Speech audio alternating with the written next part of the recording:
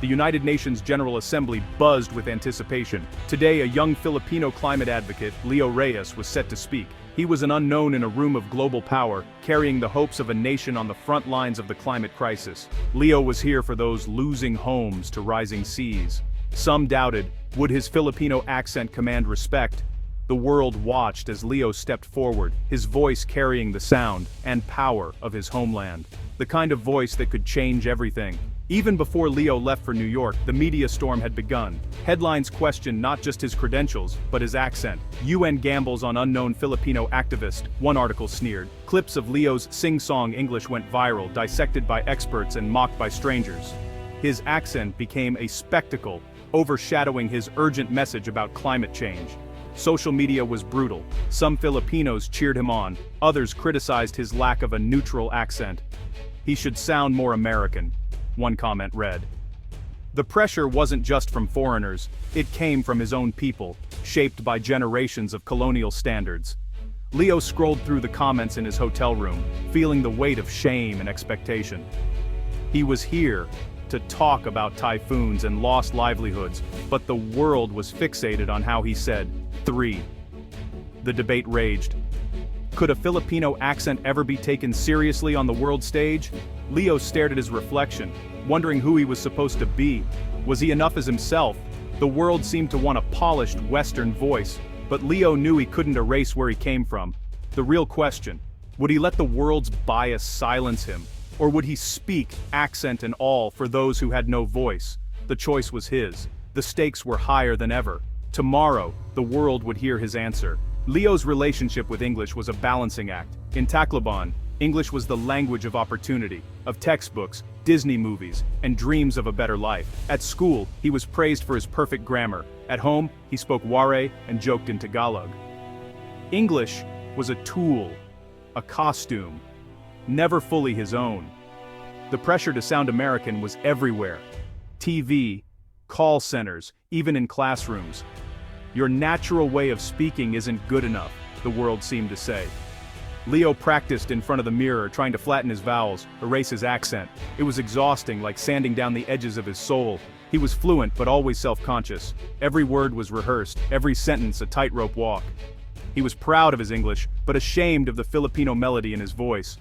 This quiet battle followed him everywhere. He could debate complex ideas, but doubted if anyone would listen to his real voice.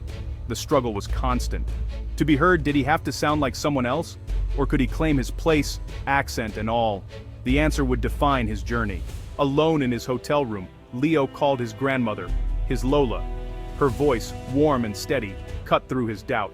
He confessed his fears, the criticism, the shame, the urge to sound more American. He didn't want to embarrass his country. Lola listened, then spoke. Your voice is not a mistake. It is a map. It shows where you come from. It carries our stories, our strength. Why erase that? They will listen because of what you say, not how you say it. You speak for our home, our fishermen, our children. Tell our story in your own voice. The heart has no accent, Apo. Speak from the heart. Her words anchored Leo. They weren't grand, but they were true. He realized he didn't need to borrow another voice. He needed to trust his own. The shame began to lift. In that moment, Leo found the courage to be himself. His Lola's wisdom became his compass. He was ready to speak, heart first.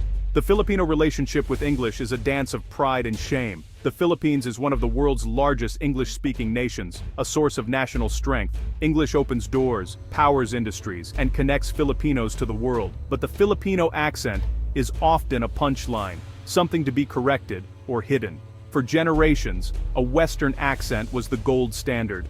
Leo felt this tug-of-war inside, pride in his fluency, shame in his accent.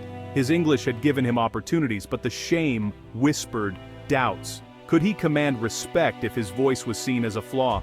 This struggle is shared by many in post-colonial nations, caught between embracing identity and conforming to Western norms. Leo's journey to the UN was more than physical. It was a battle to find value in his own voice. He had to choose, listen to the world's criticism, or trust his authentic self. The answer would shape not just his speech, but his sense of self. The world standard was not the only standard.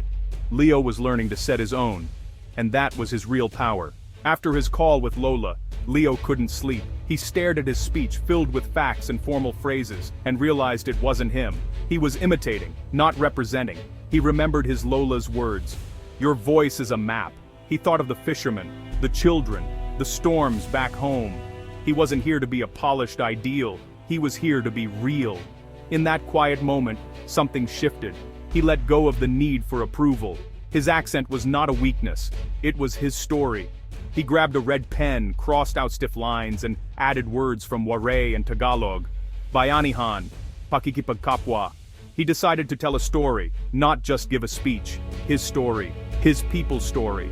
The fear remained, but purpose was stronger. He was done imitating. He was ready to be an original. Leo's voice would carry the rhythm of his home. He would speak for those who couldn't. The world would hear him. Not a perfect accent, but a true one. That was his strength. That was his power. He was ready.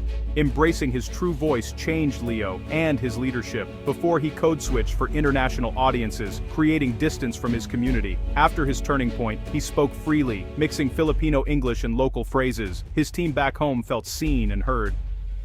"That's our Leo," they said. "He's still one of us." His authenticity built trust and pride. When he spoke to farmers, he wasn't a foreign-sounding expert. He was their neighbor's son. His voice, unfiltered, became a bridge. The community's support became his foundation. He was no longer just an advocate. He was a conduit for his people's hopes. His strength came from identity, not accent. The world stage was waiting, but he was grounded in home. Leo's journey was now a collective one. He would bring the heart of his island to the world. He was ready to speak for all of them, and this time, he would do it in his own voice. The moment arrived. The Secretary General introduced Leo Reyes to the world. Leo's heart pounded as he walked to the podium, the weight of his country on his shoulders. The hall was silent, every eye on him. He saw the flags, the leaders, the cameras, and thought of his family watching back home. He placed his notes, hands trembling, and remembered his Lola's words. "The heart has no accent." He looked past the powerful delegates, as if seeing his community through the lens. The silence was absolute. Leo took a deep breath, gathering every part of his identity. He was the boy from Tacloban, the climate advocate, the grandson, the Filipino. The world was waiting to judge, or to listen. He cleared his throat, not to sound more professional, but to center himself. This was the culmination of his journey. The fight for his home and his voice had become one. He was ready. He leaned into the microphone. The world held its breath. Leo was about to speak. Not just for himself, but for everyone who had ever been told their voice didn't belong. This was his moment. "Magandang araw po sa inyong lahat. Good day to you all." Leo's first words were in Tagalog, sending a ripple of surprise through the hall. Then he spoke in English, his English, unfiltered and proud. "I come from a country of 7,000 islands, afraid the sea will one day take them back." His accent was clear, melodic, and unapologetically Filipino. He told stories of his grandmother, of Bayanihan, of the spirit of community. "Today, the whole world is our house, and it is in danger. We must all come together to lift it." He didn't hide his P's or soften his vowels. He painted pictures with his words, the green rice paddies, the laughter of children, the terror of storms. His accent became music, not a barrier. The delegates listened, not to a foreign accent, but to a human story. When he finished, silence hung in the air. Then, applause erupted. First polite, then thunderous. The entire hall stood, world leaders and journalists alike, many with tears in their eyes. They weren't just clapping for his message, but for his courage and authenticity. On that day, Leo Reyes didn't just get the world to listen about climate change, he taught them how to hear. Filipino English found its voice on the world stage, loud, clear, and beautiful. Leo's journey was complete. He had spoken for his people, in his own voice, and the world had listened. The sound of home had become the sound of hope. The world would never hear a Filipino accent the same way again, and Leo Reyes had changed what power could sound like, forever.